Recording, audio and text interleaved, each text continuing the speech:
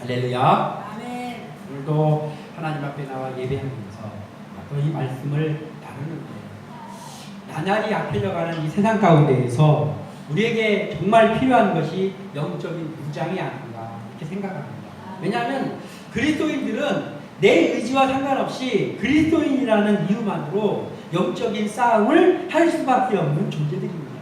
그렇다면 우리가 이 싸움에서 승리하기 위하여서 전신갑주를 취하고 신앙의 완전 무장을 잘 함으로 인하여서 이제 하나님의 주어진 그 은혜 가운데에서 승리하는 그러한 우리 모두가 되기를 소원합니다.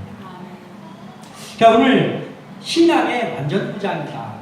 근데 이 완전 무장, 우리가 너무나 잘 알고 있죠. 완전 무장이라는 것은 군인이 전투에 나갈 때 개인의 모든 장비를 갖춰서 챙기는 그것을 완전 무장이다. 그래서 뭐 옷도 또 무기도 그리고 또 때에 따라서는 가서 막 바깥에서 자기도 하고 그래야 되잖아요. 그래서 이불도 막 이런 것들을 챙기는 것, 이 일을 완전 무장을 한다 이렇게 표현합니다. 옛날에는 그 장비가 무거웠어요. 장비가 되게 무거워. 철모를 쓰는데 그 안에다가 플라스틱으로 된 그 하이바를 쓰고 그 위에다가 그 철모를 쓰고, 그런데 또 철모를 썼다고 해봐야 정통으로 총알 맞으면 다 뚫립니다. 그런데 무겁기는 또 엄청나게 무거워요. 이게 목이 내 목인지 뭔지 몰라. 그랬는데 지금은 참 발달해가지고 요즘은 이제 그런 모자를 쓰지 않고 그 방탄 헬멧이래요. 근데 무지하게 가벼워요. 방탄 헬멧. 방탄 헬멧이 뭐예요? 총알이 못 뚫는다는 거예요. 방탄 헬멧을 군인들이 씁니다. 그런데 훨씬 가볍습니다. 그리고 모든 장비들이 다 가벼워졌어요.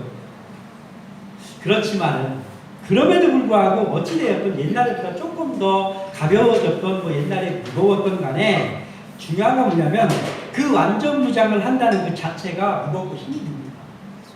아니 그러면은 가볍게 몸을 가볍게 해서 싸워도 시원찮을 한국에 왜 그렇게 무겁게 완전 무장을 하느냐? 너무나도 중요하기 때문이죠. 군인만 완전 무장합니까? 운동선수들도 완전 무장을 합니다. 야구, 대표적인 예로 야구를 한다면 야구는 그 공이 굉장히 딱딱하거든요. 그래서 그걸 잘못해가지고 뭐 빗 맞은 공에 맞는다든지 투수가 던진 150km 막 이런 공에 맞으면 선수 생명이 끝날 수도 있습니다. 그래서 헬멧을 쓰고 그리고 뭐 무릎 보호대, 팔꿈치 보호대 이런 것들을 착용을 합니다. 그런데 예전에는 이 야구 선수들이 타자들이 타석에 들어설 때 그 모자를 쓰는데 헬멧을 쓰는데 여기 귀만 이렇게 가려져 있었거든요. 귀만. 그런데 그렇게 하다가 어느 날인가 저도 그 경기를 예전에 봤었는데 그게 했음에도 불구하고 입 있는데 어떤 선수가 맞아가지고 큰 부상을 입었습니다. 막 치아도 부러지고. 그래서 그 후로부터 나온 헬멧이 뭐냐면 글래디에이터 헬멧이라는 걸 써요. 그래서 여기 귀만 막은 게 아니고 이렇게 해가지고 여기까지 막았어요. 요즘에는 어떤 선수들은 부상 한번 당했던 선수들은 그 트라우마가 있어가지고 양쪽이 이렇게 막힌 헬멧을 쓰고 나오더라고요. 그러니까 이런 것들, 그런데 그거 걸리적거리잖아요. 그걸 쓰면은. 그런데 왜 이런 무장을 하느냐? 잘 싸우기 위해서. 더욱더 효율적으로 잘 싸우기 위해서 이게 필요한 거란 말이에요. 이 보호장비나 완전 무장. 그렇다면은 우리 그리스도인들도 또 누군가와 계속해서 싸우고 있는 사람들입니다. 근데 우리가 싸우고 있는 그 대상을 말씀에서 표현하기를 악한 마귀와 싸우고 있다 이렇게 표현합니다. 악한 마귀와 우리가 계속해서 싸우고 있는 거예요. 예수를 믿고 구원받은 그 순간부터 마귀는 우리를 한시도 가만히 놔두지 않습니다. 계속 그렇게 오는 거예요. 그래서 우리가 마귀와 싸웁니다. 오늘 본문 바로 앞에 에베소서 6장 12절에는 기록하고 있습니다. 우리의 씨름은 혈과 육을 상대하는 것이 아니요 통치자들과 권세들과 이 어둠의 세상 주관자들과 하늘에 있는 악의 영들을 상대함이라. 아멘. 우리의 상대가 사람이 아니에요. 사람이 아니고 우리의 상대는 마귀입니다. 스케일이 달라요. 그리스도인들과 대적해서 싸우는 이 악한 영들, 이 마귀와 우리가 싸웁니다. 지난주에도 싸우는 얘기가 나왔었잖아요. 야곱이 하나님의 사자, 여호와의 사자와 씨름을 했던 이야기가 나왔습니다. 오늘도 씨름이, 우리의 씨름은 혈과 육을 상대하는 것이 아니고 악한 영, 마귀를 상대하는 거다. 이게 왜 이렇게 싸움을 할 일이 많습니까? 하나님과 싸워서 이긴 야곱도 있는가 하면 우리는 지금 수없이 우리를 공격하는 악한 영들과 악한 상황들과 싸우고 있다는 거예요. 어찌되었든 이 싸움은 승리해야 되잖아요. 싸움 승리해야 됩니다. 사람을 상대하는 싸움에도 완전 무장이 필요한데 사람이 상대할 수 없는 마귀의 세력을 상대하는 일에는 더욱더 강한 무장이 필요하죠. 이 강한 무장을 우리가 일컬어서 영적인 무장이다 라고 하는 거예요. 영적인 무장. 우리가 영적인 무장을 해야만 마귀와 싸울 수 있습니다. 말씀에서는 이 영적인 무장을 오늘 소개하고 있는데 그것을 일컬어서 하나님의 전신갑주를 입는다 이렇게 표현하고 있습니다. 아무쪼록 오늘 말씀을 나누면서 우리가 하나님의 전신갑주를 입는 용사들이 되기를 소원하고 이 하나님의 전신갑주를 입었을 때 그때부터 우리는 어떠한 사람으로 불려지는데 빛의 사자들로 불려집니다. 그 찬송도 있잖아요. 빛의 사자들이요 어서 와서 어둠을 물리치. 우리는 빛의 사자들입니다. 빛의 사자로서 하나님의 전신갑주를 입고 우리가 영적으로 승리하는 모든 시기를 주님의 이름으로 축원합니다. 자, 신앙의 완전무장을 하는 데 있어서 가장 첫 번째로 우리가 생각해야 될 것이 있어요. 자, 우리가 전쟁을 나갑니다. 가장 처음에 해야 될 게 뭐예요? 응? 반바지 바람에 런닝구 입고 있다가 갑자기 뛰어나가지고 자 빨리빨리 전쟁해야 되니까 하면서 총 하나씩 받아갖고 전쟁터에 나가는 군인이 없죠. 아무리 급해도 그렇게 나가지 않습니다. 그럼 싸워 보기도 전에 죽어요. 그래서 제일 먼저 중요한 작업이 있는데 그건 뭐냐면 전투복을 갖춰 입는 거. 그게 첫 번째잖아요. 군인에게 있어서 첫 번째로 해야 될 게 전투복을 갖춰 입고 그리고 완전군장을 싸고 군대 갔다 온 사람들은 다 알죠. 완전군장을 싸고 그게 첫 번째입니다. 그때까지는 총도 주지 않고 아무것도 없어요. 그냥 옷을 갖춰 입는 거예요.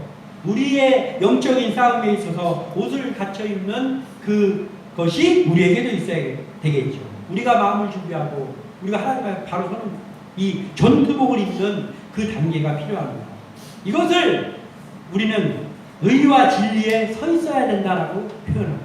의와 진리에 서 있어야 됩니다.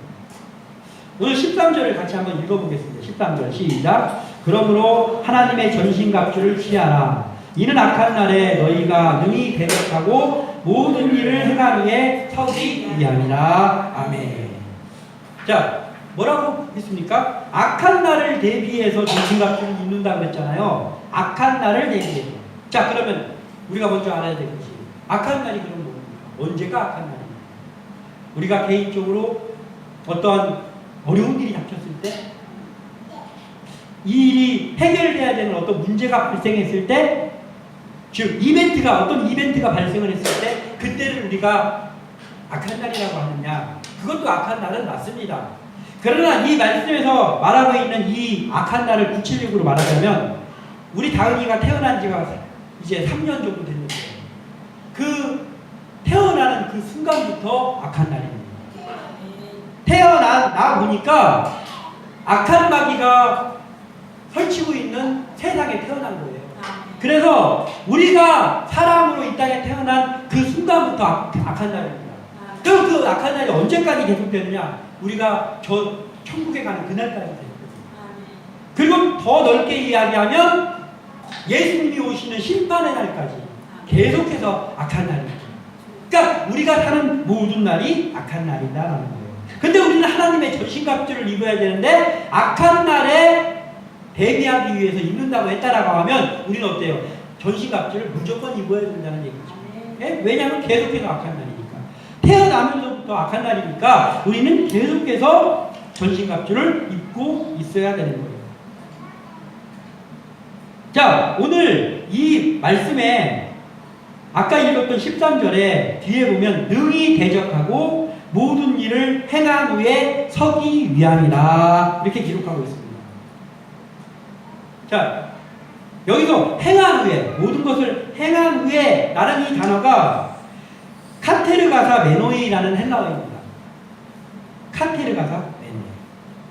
그러니까 악과 제대로 싸우기 위해서 전신갑주를 입는 그 일을 행한 후 이런 뜻이에요.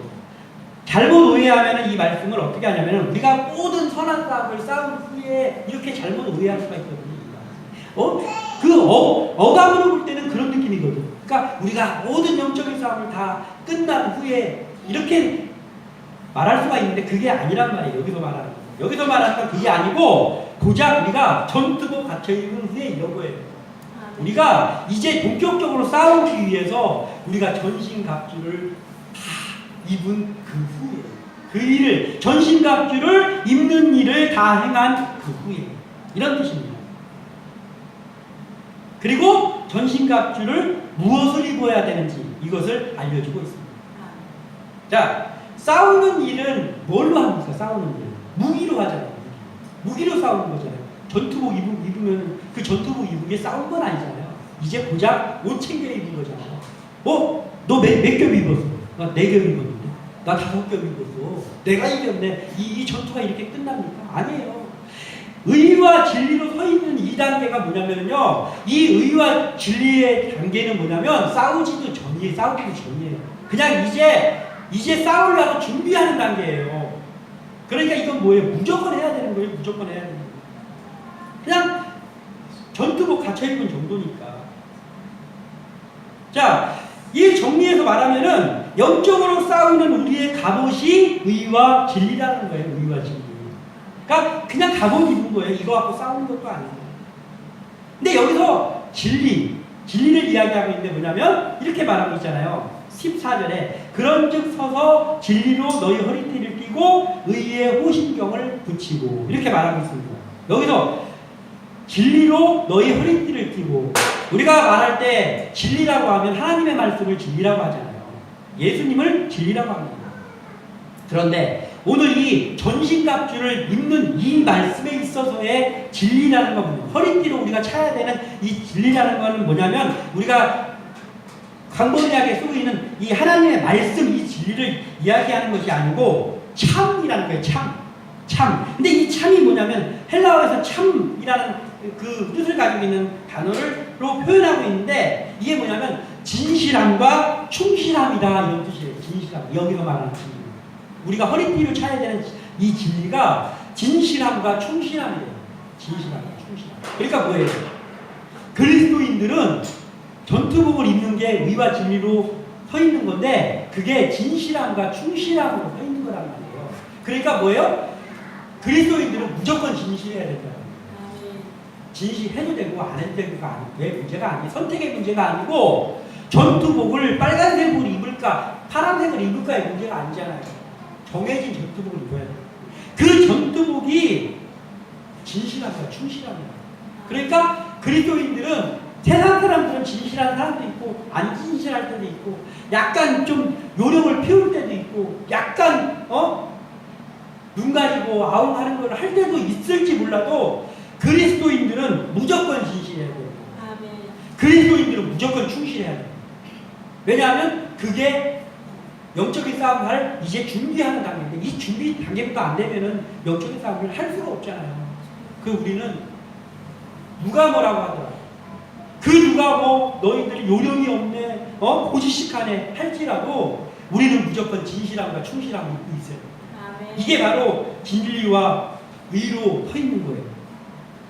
자, 구약에도 이게 소개되고 있는데 이사야 11장 5절에 공의로 그의 허리띠를 삼으며 성실로 그의 몸에 띠를 삼으리라. 아멘. 이렇게 기록하고 있어요. 이사야에서. 이게 뭐냐면요.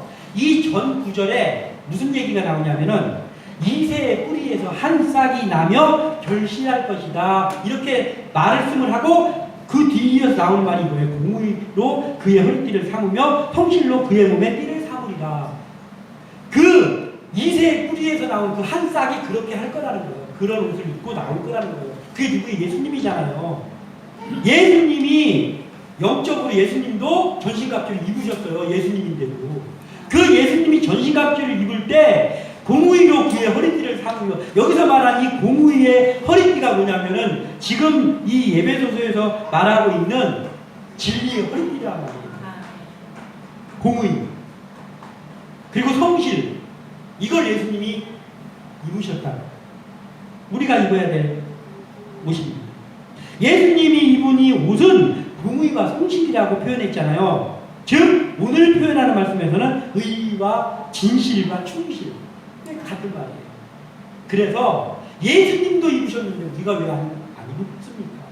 그러니까 우리는 그리스도인이라면 바로 이 예수님이 입었던 공의와 성실의 옷, 의와 진실과 충실의 옷, 바로 진리의 허리띠를 무조건 차야 되는 거예요. 그리고 의의 호심경을 붙이는 거예요. 이 공의의 호심경을 붙이는 거예요. 이것이 우리가 해야 될 첫 번째 준비랍니다. 내가 해야 될 준비. 내가 싸우기 전에, 영적인 싸우기 전에 전투복을 제대로 갖춰있는 이 작업을 해야 되는데, 그게 우리는 누가 뭐라고 하더라도 진리와 의에 서 있어야 된다. 누가 뭐라고. 너는 어쩌면 이렇게 답답하냐? 별 얘기를 다 하더라고. 야, 남들을 다 그렇게 해. 너만 그렇게 안 하고 있어. 라고 할지라도 이것이 옳은 것이면 하고, 이것이 옳은 것 아니면 저는 안 하겠습니다를 해야 된단 말이에요. 그게 우리가 전투복 갖춰있는 첫 번째 단계입니다. 이사야서 59장 17절에도 말씀하십니다. 공의를 갑옷으로 삼으십니다. 여기서 또 나오잖아요. 공의를 갑옷으로 삼으시며 구원을 자기의 머리에 써서 투구로 삼으시며, 같은 말이잖아요. 이게.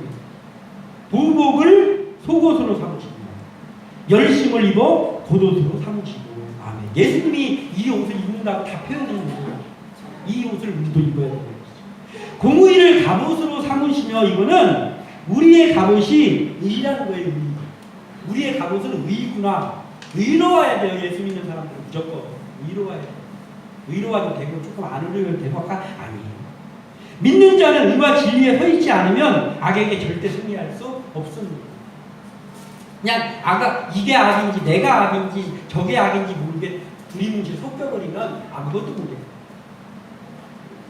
또한 한 가지 더 말씀하고 있는데, 이 전투복 갖추는 것에 의와 진리가 있고 한 가지가 더 있어요. 뭐냐면은 15절에 평안의 복음이 준비한 것으로 신을 신고. 중요한 일입니다. 전쟁 났어요. 지금 전쟁 나서 빨리 출동해 했더니 전투 안 입고 가요. 이길 수 있습니까? 전투 안 입고 전투 앞 신어야 되잖아요. 옷도 다 같이 입는데 전투화 신어야 됩니다. 이게 뭐냐면 이 전투화, 우리에게 영적인 싸움을 하는 우리에게 있어서의 전투화가 뭐냐면 평안의 복음의 신입니다. 근데 이것도 마찬가지예요. 우리가 평안의 복음이라고 하면 예수님의 말씀을 전하는 거 뭐 이런 거잖아요. 우리가 보통 일반적으로 볼 때는. 근데 이거는 지금 전신갑주를 입는 얘기를 하고 있는 거예요. 이 전신갑주를 입는 얘기를 하는 여기에서 나오는 이 평안의 복음은 복음을 전하는 얘기, 이 얘기를 하는 게 아니에요. 맥락이 아니에요. 복음을 전하는 얘기가 아니라 우리가 이 평안의 복음을 신으라고 했단 말이에요. 그럼 이 평안의 복음이 도대체 뭐야? 이걸 알아야 되거든요. 뭘 얘기하는 거야? 여기서 말하는 이 평안의 복음은 뭐냐면은 이런 거예요. 예수님이 이 땅에 오셨잖아요. 그래서 예수님이 전신갑주를 취하고 악한 영들을 이기고 구원사를 이루었잖아요. 그러면서 이루어놓은 복음인데 평안의 복음이 뭐냐면 하나님과 우리가 죄음으로 인해서 남남이 됐어요. 그러니까 마귀의 자녀가 됐잖아요. 근데 예수님이 그 관계를 다시 돌려놔가지고 평안하게, 평화스럽게 하나님하고 우리를 화해시켜 놓으셨잖아요. 이게 평안의 복음이에요. 그리고 하나님과 사람만 화해시켜 놓은 게 아니고 사람과 사람을 화해시켜요. 평화를 내놨어요. 뭐냐면 이런 거예요. 그 전에는 뭐라 했냐면 선택되면 이제 우리만 구원받고 유대인들만 구원받고 이방인들은 저 지옥의 불쏘시개야. 이렇게 얘기했잖아요. 그런데 예수님이 오셔가지고 갔더니 여전히 유대인들만 구원받고 이방인들 구원 못 받습니까? 우리가 구원 못 받은 1번 타자 아니에요? 우리 다 구원받았죠. 이게 뭐냐면 예수님이 구원사를 이루어 놓고는 유대인이고 이방인 그런 거 없이 모두가 구원받는 평화의 복음을 예수님께서 만들어 놓으신 거예요. 이게 바로 평안의 복음이란 말이에요. 그러니까 이 평안의 복음의 신이 왜 중요하냐면 이 평안의 복음의 신을 신으면 우리가 싸우기 전에 일단 자부심이 뿜뿜한단 말이에요. 자부심이. 야, 내가 하나님의 자녀야. 난 하나님과 평화로운 관계야. 지금 하나님이 내 편이야. 이걸 신으라는 거예요. 이거 신은 거하고 안 신은 거하고 똑같습니다. 이걸 신으면 전쟁에 자신감 있게 나갈 수 있는 거예요. 근데 교회 다니는 사람 중에 이거 안 신는 사람도 있는 것 같아요. 이 문제라는 거예요. 내가 하나님의 자녀라는 자부심이 우리 속에 늘 있어야 되는 거예요. 나 하나님의 자녀. 그게 자부심이 있어요. 뭐 세상에 돈 좀 많고 뭐 좀 높은 자리 얻은 거 그것 때문에 어깨가 올라가는 게 아니라 내가 하나님의 자녀라는 게 너무 느껴져가지고 그것 때문에 내가 자존감이 올라가야 된다. 그래야 영적인 싸움을 할 수 있죠. 이게 우리에게 있어야 됩니다. 그래서 우리는 의와 진리로 그리고 화평케 하는 복음을 들고 서 있기를 소망합니다. 그러니까 이제 준비 단계 끝났습니다. 준비 단계. 이제 옷 입었어요. 아무것도 안 해서 싸우지도 않아요. 옷 입어요. 이거 우리가 그냥 마음가짐 준비하는 거예요. 여기까지가. 그 다음에 드디어 싸움을 하는 거예요. 그때 우리에게 있어야 됩니다. 믿음 위에 서 있어야 된다는 거예요. 왜 믿음 위에 서 있어야 되냐. 오늘 본문에서는 믿음을 방패로 소개하고 있습니다. 16절. 모든 것 위에 믿음의 방패를 가지고 이로써 능히 악한 자의 모든 불화살을 소멸하고 아멘. 이렇게 표현하고 있습니다. 믿음을 그리스도인들의 방패라고 소개하고 있습니다. 방패는 뭡니까? 방패는 소극적인 무기입니다. 소극적인 무기. 왜냐하면 공격 무기가 아니고 방어 무기예요. 막는 거예요. 근데 우리 그리스도인들에게 있어서 악한 마귀의 그 공격을 막는 방패가 믿음이라는 거예요. 믿음이 없으면 뭐와 똑같은 거예요? 그러면 방패가 없는 거랑 마찬가지잖아요. 믿음이 없다라는 건 방패가 없다라는 뜻이에요. 그러면 그냥 벌판에다 있는 거야. 마귀가 이리 치고 저리 치고 정신 못 차립니다. 영적인 싸움에서 무조건 패합니다. 그 우리 믿음은 무조건 갖고 있어야 되는 거예요. 믿음이 우리의 모든 것을 막아주는 거예요. 자, 복장을 착용했는데 이제 방패를 들여야 되는데 그 방패가 믿음이란 말이에요. 이제부터는 악과 맞서서 더욱 좀 적극적으로 싸우는 거예요. 이제 전투고 갇히고 나서. 공격만큼 중요하고 완벽히 이루어져야 하는 작업이 방어잖아요. 공격만큼 중요합니다. 어쩌면 공격보다 더 중요합니다.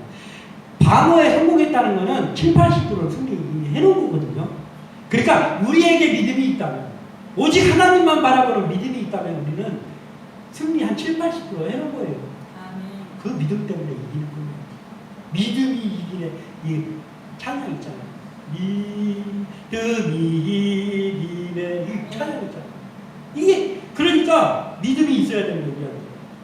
얼마 전에 한 몇 달 전에 친선 축구대회가 있었는데 우리나라의 어떤 그 게임 사이트 이런 데서 했어요. 그런데 예전에 우리가 다 알만한 세계적으로 유명한 선수들 그리고 우리나라에서 유명한 선수들 안정환, 박지성 이런 사람 그런 사람들을 다 섭외해가지고 그 친선 경기를 했어요. 근데 그 친선 경기가 어떻게 이루냐면 독특하게 이루어졌어요.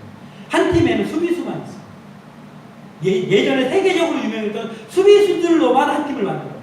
한 팀은 예전에 공격수였던 사람만 한 팀을 만들어서 게임을 하는 거예요. 공격만 모인 그 팀의 골키퍼는 김병지였어요. 김병지. 왜냐하면 옛날에 김병지가 골키퍼가 중앙선 넘어서 나가고 그랬을 때 매우 공격적인 골키퍼였잖아요. 그래서 그쪽 골키퍼는 김병지. 그리고 수비적인 그쪽의 골키퍼는 반데사르라고 하는 매우 유명한 골키퍼예요. 그래서 붙었습니다. 한 팀에는 공격수만 있고 한 팀에 수비수만 있고 결과가 어떻게 되는지 아시죠? 수비수만 있는 팀이 이겼어요. 이만큼 수비가 중요하다는 거예요. 왜냐하면 공격하는 팀들은 공격을 잘하는데 골도 옛날에 막 많이 넣었던 사람들인데 수비할 사람이 없네. 근데 수비는 막 막는 거예요. 막고 나서 가서 바로 골을 못 넣어. 그 사람들은 골 넣는 거는 조금 부족하잖아요. 근데 계속 막고 가서 차고 하니까 결국에 뚫려가지고 수비팀이 이기더라고요. 수비팀이 이겨요. 그래서 공격수들만 있고 수비수들만 있는 팀에 하면 수비수들이 이기는구나를 증명했어요. 이만큼 수비가 중요합니다. 영적인 싸움에서 악의 공격을 방어하는 방패는 믿음이라고 오늘 말씀해 주셨습니다. 우리가 다 믿음으로 서 있어야 됩니다. 베드로전서 5장 8절에서 9절에 근신하라 깨어라 너희 대적 마귀가 우는 사자같이 두루다니며 삼킬자를 찾나니 너희는 믿음을 굳건하게 하여 그를 대적하라. 이는 세상에 있는 너희 형제들도 동일한 고난을 당하는 줄을 알리라. 아멘. 그러니까 이게 무슨 말이냐면요, 세상을 살아가는 그리스도인들은 다 자기 나름대로 고난도 당하고 하면서 싸우니까 너만 공격당하는 게 아니고 그리스도인들은 다 이렇게 나름대로의 삶에서 공격당하면서 그러면서 참고 믿음으로 나가고 있으니까 힘내서 너희들 다 영적인 싸움을 잘 싸워라 이런 말이에요. 이런 말입니다. 믿음이라는 방패는 어떤 불화살도 막을 수 있다고 했잖아요. 막아낼 수 있어요. 완벽한 방패입니다. 예수 믿는 사람에게 믿음만 있다면 못할 게 없는 거예요. 예수님의 제자들이 있었잖아요. 예수님 공생의 기간 동안 예수님의 제자들. 제가 예수님의 제자들이 천국에서 저를 조금 막 이렇게 째려볼 것 같아요. 껐다가면은 들된 놈들로 설교에서 소개하고 있어요. 예수님 제자. 좀 들떨어진 놈들로. 그 사람들이 그런 사람들이 아닌데. 예? 근데 어쩔 수 없어요. 그러니까 예수님의 제자들이 예수님을 따라다니는 그때 엉뚱한 일 많이 하고 예수님께 혼나고 막 그랬잖아요. 심지어는 혼날 때 이런 것도 있잖아요. 이 믿음이 좋은 자들아. 너희 믿음이 없음이라 막 이러면서 혼났잖아요. 그러니까 믿음이 없었어. 그러니까 왜 그때 그 사람들이 그렇게 엉뚱한 일을 했냐면요. 믿음의 방패를 안 들고 있어. 허허벌판에 서 있었어요. 그 제자들이. 그러니까 그런 거예요. 마찬가지죠. 우리도 믿음이 굳건한 믿음이 없으면 제자들하고 다르지 않은 그런 엉뚱한 일을 할 수 있다는 거잖아요. 그래서 우리에게 믿음이 중요합니다. 믿음이 없으니까 능력도 행하지도 못하고 예수님의 제자들인데 승리도 못해요. 그 예수님한테 맨날 혼나는 거예요. 그런데 우리는 그들보다 낫습니까? 아, 그들이 사실 우리보다 낫지. 예수님께 직접 배운 사람들입니다. 우리도 믿음 없으면 방패 안 들고 전쟁 나가는 사람하고 똑같다는 거예요. 악한 영을 이길 수가 없습니다. 그런데 이제 이 제자들을 칭찬할 일이 있는데 이들이 이렇게 엉뚱하게 방패도 안 들고 믿음의 방패도 없이 허허벌판에서 패배하고 그랬는데 이들이 웃음절라. 야, 예수님이 가시면서 너희들 전혀 오로지 기도에 힘써라 했더니 예수님의 유언의 말씀입니까? 막 그들이 가가지고 기도했습니다. 계속 기도했습니다. 그래서 드디어 오순절날 성령이 그들에게 임하신 거예요. 그리고 그들이 성령으로 충만해지고 났더니 어떻게 바뀌었냐면 그 엉뚱한 제자들이 믿음으로 온 몸이 채워졌어요. 온 몸과 마음이 그들이 믿음으로 채워졌어요. 드디어. 복장이 바뀌었습니까? 복장 똑같아요. 그들의 외모가 사방사방해졌습니까? 똑같아요. 성령 받기 전하고 성령 받은 후하고 똑같아요. 그런데 그들의 몸과 마음이 예수를 향한 믿음으로 가득 채워졌어요. 예수로 향하는 믿음으로 몸과 마음이 가득 채워졌더니 드디어 성령님이 그들과 한 덩어리가 됐어요. 다른 사람이 됐어요. 주님의 용사가 되었어요. 믿음을 가진 자들에게 그래서 제가 말씀을 준비하면서 이런 생각이 들어요. 믿음으로 가득 차 있는 사람을 마귀가 공격하려고 그래도 막 공격하잖아요. 근데 믿음으로 가득 차 있는 사람에게 마귀가 와서 공격하려고 했을 때 그 믿음으로 가득 차 있는 모습을 가지고 있는 그 사람을 마귀가 봤을 때 어떤 느낌일까? 어떤 마음일까? 그런 걸 생각해 보니까 이런 생각이 듭니다. 아, 마귀가 소외감 느끼겠다. 마귀가 소외감 느끼겠다. 왜냐하면 믿음으로 가득 차 있는 사람은 어떻습니까? 믿음으로 안 차 있는 사람은 다른 점이 하나 있는 게 뭐냐면 어려운 일이 생기면 생길수록 하나님 앞에 가까이 가는 게 믿음으로 차 있는 사람입니다. 그러니까 하나님 어려운 일이 생겼어요. 지금 마귀가 공격하니까 어려운 일이 생기잖아요. 마귀가 상황을 통해서 사람을 통해서 환경을 통해서 너 이래도 견딜 수 있어? 하면서 마귀가 계속 공격을 합니다. 근데 믿음으로 가득 차 있어. 그랬더니 마귀가 공격이 심하면 상황이 어려워지면 어려워질수록 어떤 문제가 발생하면 발생할수록 하나님 앞에 기도하면서 하나님 앞에 가까이 가는 거예요. 그러니까 마귀가 옆에서 넘어지나 안 넘어지나 보고 있는데 마귀를 쳐다보지도 않아. 그냥 하나님 앞에 가는 거예요. 어려운 일이 생기니까 하나님만 보이는 거예요. 그 하나님 앞에 가니까 마귀가 무시당한 느낌이에요. 이게 뭐야 이거 내가 지금 이런 험한 얼굴로 서 있는데 나를 보지도 않아. 아, 소외감 느끼네. 이럴 것 같더라고요. 믿음으로 가득 채워지면 악한 마귀가 아무리 공격해도 그럴수록 하나님만 바라보는 거예요. 근데 제자들이 그렇게 됐어요. 오순절 사건 이후에. 그래서 이 사람들이 그렇게 변했을 때 그 사람들, 그 엉뚱한 일을 하던 제자들을 성경에 뭐라고 표현했냐면요. 세상이 감당할 수 없는 사람들이에요. 세상이 감당할 수 없는 사람. 믿음으로 가득 차 있는 사람을 성경에서 표현하기를 세상이 감당할 수 없는 사람이다. 우리가 그런 사람 되고 싶지 않습니다. 우리가 세상이 감당할 저 사람들은 마귀가 공격해갖고 또 눈금쪽도 안 해. 하는 세상이 감당할 수 없는 사람들이 다 되기를 소원합니다. 마가복음 9장 23절에 예수께서 이르시되 할 수 있거든이 무슨 말이냐. 믿는 자에게는 능히 하지 못할 일이 없느니라 하시니 아멘. 이런 말이 나옵니다. 이게 어떤 말이냐면은 예수님이 안 계시는, 제자들만 있고 예수님이 안 계시는 그때에 말 못하고 귀신 들린 그 아들을 데리고 있는 그 아버지가 제자들한테 왔어요. 원래는 예수님이 계신 줄 알고 왔는데 예수님이 안 계셔요. 근데 내 아들이 좀 고침받고 싶어서 왔습니다. 했는데 예수님이 안 계시니까 당신들 제자니까 당신들이 좀 고쳐주세요 했더니 제자들이 가만히 있어봐. 팔고 들면서 내가 예수님이 그때 안수할 때 어떻게 하던데 하면서 할 거 다 해봅니다. 제자들이. 근데 못 고쳤어요. 그 아들을 못 고쳤습니다. 그러다가 예수님이 오셨어요. 예수님이 오셔가지고 보니까 그 아버지가 그러는 거예요. 아니 당신의 제자들한테 고쳐달라고 했는데 못 고칩니다. 예수님 뭘 좀 할 수 있으시면은 그러면 좀 우리에게 좀 해주세요. 우리 아들 좀 불쌍히 여겨주세요. 이렇게 말할 때 하신 말씀이에요. 할 수 있거든. 무슨 말이냐. 믿는 자에게는 능히 하지 못할 일이 없느니라. 그리고 예수님께서 바로 고쳐주십니다. 고쳐주셨어요. 그러면서 제자들이 그걸 보고는 나중에 이러는 거예요. 예수님한테. 예수님, 우리가 예수님이 하는 대로 다 해봤거든요. 다 해봤는데 안 됐는데 왜 예수님은 되는데 우리는 왜 안 됩니까? 물어봤어요. 그랬더니 예수님께서 이렇게 대답해 주십니다. 이르시되 기도 외에 다른 것으로는 이런 종류가 나갈 수 없느니라. 아멘. 마가복음 9장 29절에 이렇게 말씀하십니다. 야, 기도 외에는 그런 능력이 절대 나가지 않아요. 이게 뭐예요? 여기서 알 수 있는 것이죠. 믿음이 있어야지 이 모든 일을 능치 못할 일이 없다고 했잖아요. 믿음이 있으면 능치 못할 일이 없다고 했잖아요. 그런데 예수님이 기도 얘기했다는 건 뭐예요? 이런 거예요. 믿음으로는 못할 일이 없고, 그리고 믿음의 표현이 기도다. 그러니까 믿음이 있는데 기도 안 해. 믿음이 없는 거예요. 믿음으로는 못할 일이 없고, 그리고 믿음의 표현은 기도다. 그걸 예수님이 알려주신 거예요. 그래서 믿음이 중요해요.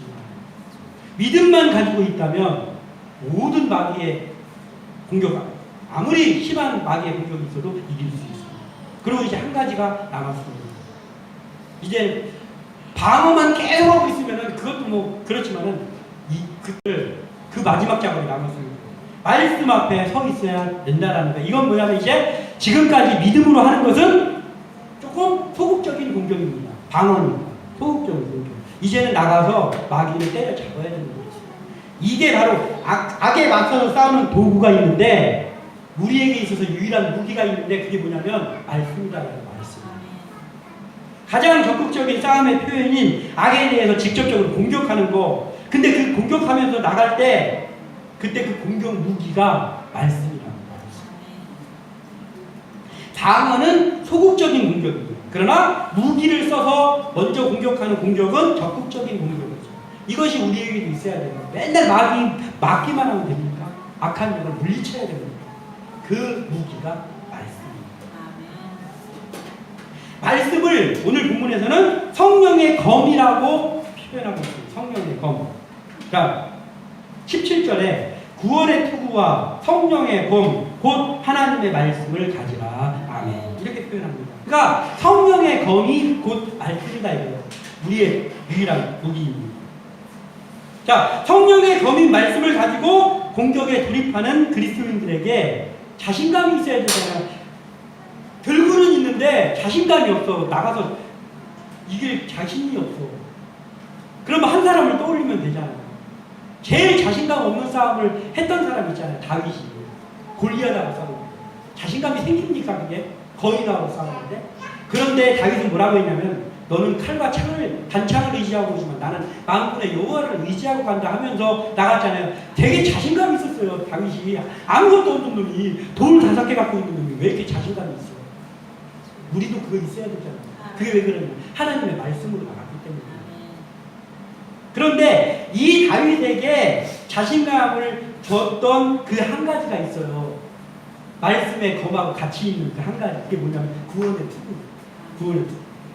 이 구원의 투구가 칼 갖고 나가는 그 공격하는 사람에게 자신감을 주는 요소가 바로 이 구원의 투구예요. 매우 중요합니다. 이게 무슨 말이냐면 이런 거예요.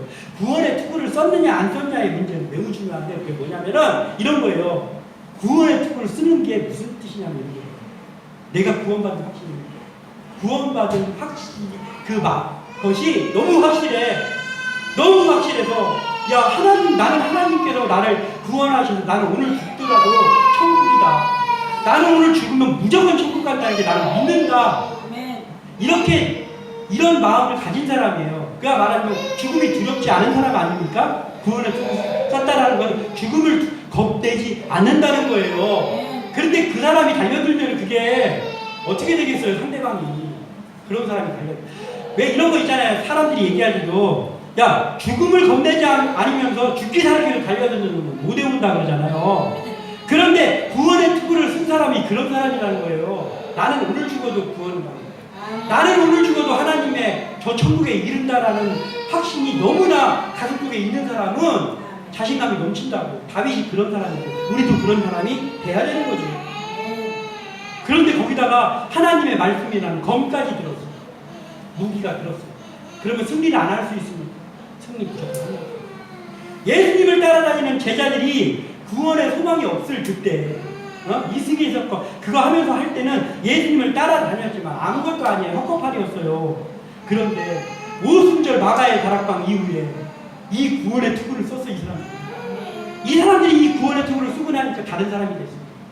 거기다가 그래서 그 사람들이 구원의 투구를 쓰는 오순절 마가의 다락방 사건 이후에 가장 먼저 했던 게 있어요. 이 사람들이 오순절에 성경을 받은 다음에 가장 먼저 했던 일이 뭐냐면 바로 나가서 말씀을 전하는 일 대목이라고.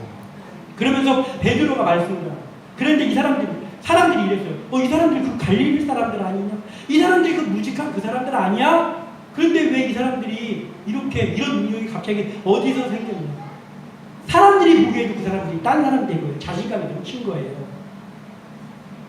이것을 표현한 말씀이 있는데 히브리서 4장 12절에 하나님의 말씀은 살아있고 활력이 있어 좌우의 날선 어떤 검보다도 예리하여 혼과 영과 및 관절과 골수를 찔러 쪼개기까지 하며 또 마음의 생각과 뜻을 판단하시니. 아멘. 하나님의 말씀은 살아있고 하나님의 말씀은 그냥 여기에 기록되어 있는 말씀이 아니고 하나님의 말씀이 살아있고 생명력이 있다고. 생명력이 활력이 있다고. 그래서 역사한단 말이에요. 그러니까 우리가 영적인 싸움을 하는 그리스도의 사람으로 완전히 승리의 삶을 되기 위해서는 말씀에 서 있어야 된다. 그러면 100번 싸우면 100번 다 이긴다. 근데 말씀의 검을 안 들고 있으면 100번 싸우면 100번 다 질 수도 있다는 거예요. 믿음이 있다면 그래도 막아낼 수는 있지만 완전히 물리칠 수 없어요. 그런데 성령을 받아가지고 그리고 구원을 통해 난 구원의 확신이 확실해 라고 하면서 자신감이 넘치면서 그 성령에 사로잡혀가지고 그때 성령에 사로잡혀 있을 때 말씀이 내가 쓸 수 있는 상황이 되는 거예요. 제자들이 옛날에 말씀이 없었나요? 말씀이신 예수님이 가르쳐주는데 말씀은 맨날 있었지. 근데 문제는 뭐냐면 무기를 줬는데 그 무기를 쓸 줄을 몰라. 그 무기를 다룰 줄을 몰라. 쌍절몬 줬는데 쌍절몬 못 다루는 놈이 가갖고 싸우겠다고 쌍절몬 휘둘리면 자기 뒤통수가 깨진다고. 그 식인 거예요, 그 제자들이. 그런데 드디어 구원의 투구를 쓰고 성령에 사로잡힌 사람이 되니까 자기에게 있었던 말씀이 살아서 움직이면서 그걸 쓸 줄 아는 사람이 된 거예요. 아멘. 무기를 다룰 줄 아는 사람이 된 거예요. 우리는 무기를 다룰 줄 아는 사람이 된 거예요. 말씀이라는 무기를 다룰 줄 아는 사람이 되기를 소원하는 거예요. 그러기 위해서 우리는 성령에 사로잡혀 있어야 돼요. 성령에 사로잡혀 있어야 우리가 말씀을 쓸 수 있는 거예요. 말씀의 활력을 쓸 수 있는 거예요. 우리 자체가 성령에 사로잡혀 있지 않으면 그러면 저도 무용지물이다. 쓸지는 거예요. 그래서 우리가 이제 오늘 이 말씀을 나누었으니 우리가 하나님의 전신갑주를 입는 게 매우 중요하다. 그런데 그 하나님의 전신갑주를 입는 그것이 단순하지 않구나 해서 우리는 이제 어떻게 해야 됩니까? 의와 진리, 누가 뭐라고 해도 진실함과 충실함으로 서 있고 그리고 믿음으로 서 있고 그래서 악한 상황과 이런 것들로 할 때 그걸 다 이겨내면서 묵묵히 이겨내고 그리고 성령의 사로잡힘으로 인하여 구원의 확신으로 넘침으로 인하여서 그래서 우리가 말씀으로 세상을 이기고 악한 것을 이기면서 영적으로 충만한 우리의 교회 그리고 우리 한 사람 한 사람 되시기를 주님의 이름으로 축원합니다. 기도합니다.